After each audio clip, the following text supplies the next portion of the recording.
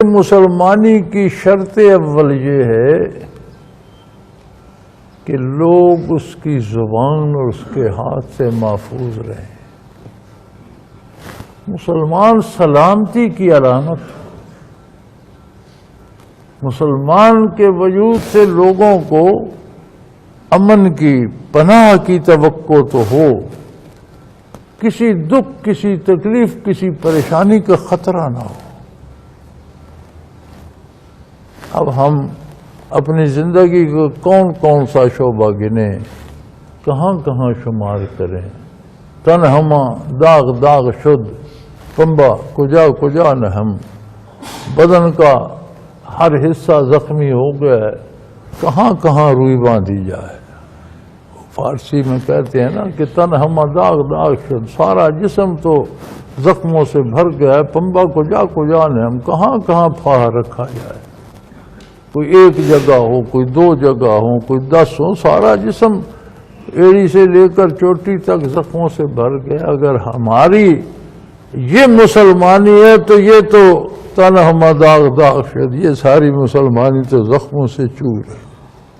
جھوٹ ہم بول لیتے ہیں، پراپوگنڈا ہم کرتے ہیں، بہتان تراشی ہم کرتے ہیں، علل اعلان کرتے ہیں، ریڈیو ٹی وی پہ کرتے ہیں، ایک جملہ کہہ کر ملک میں آگ لگا دیتے ہیں، لوگ اس پہ مرتے ہیں، قتل ہو جاتے ہیں، تباہیاں ہو جاتی ہیں۔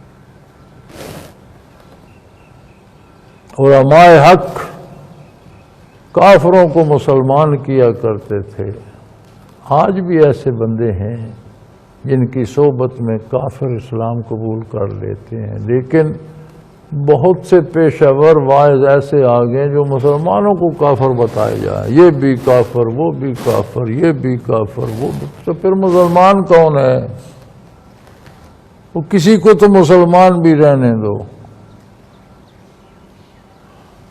اچھا، کفر کا فتویٰ دیں گے اس بندے پر جس کے پیچھے ہزاروں لوگ اس کو ماننے والے ہیں، یعنی ایک کو کہو تو ہزاروں پر فتویٰ چھا جائے، یہ کیا؟ میں نے حساب لینا ہے، آپ نے حساب لینا ہے۔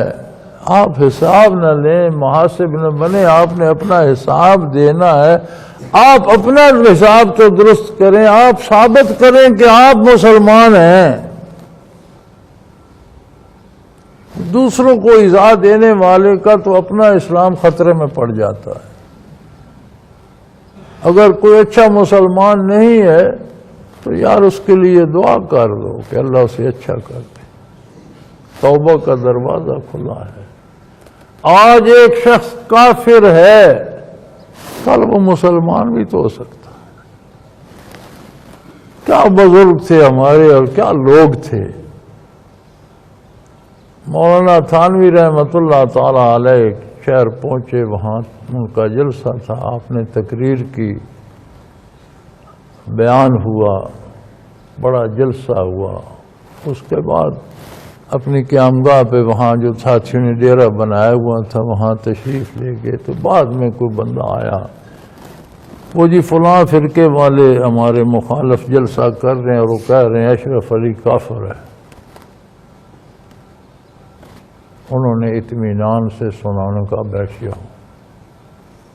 اسے بٹھا کر کہا اشہد ان لا الہ الا اللہ و اشہد ان محمدا عبدہ و رسولہ، لا الہ الا اللہ محمد الرسول اللہ۔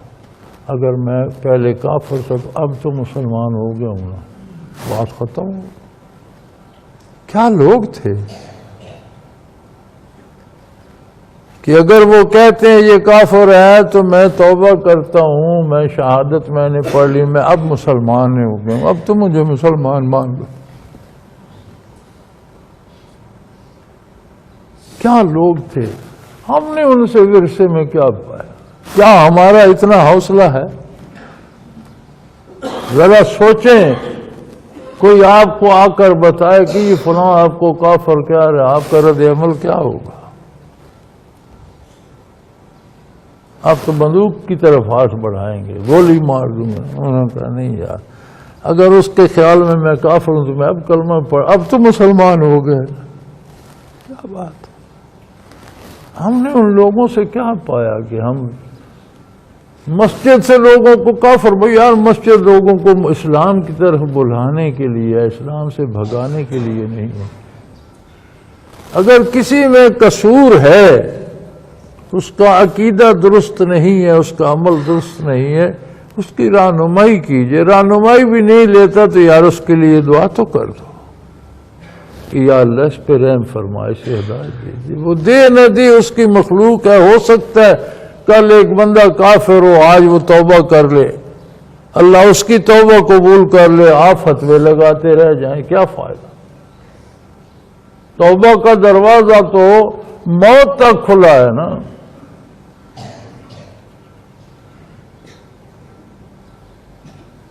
تو بھائی آپ کیوں، تو ہم مسجد سے کافر بنانا شروع کرتے ہیں، اداروں میں، دفتروں میں، میڈیا میں، سیاسی جلسوں میں، برا برا برا فلاں، برا فلاں، برا فلاں۔ یار کسی کو اچھائی بھی بتا دو، وہ کسی کی نہ صحیح اپنی بتا دو۔ اگر میں یہ سارے لوگوں کے گناہ گناتا رہوں تو وہ کیا میری نیکیاں بن جائیں گی؟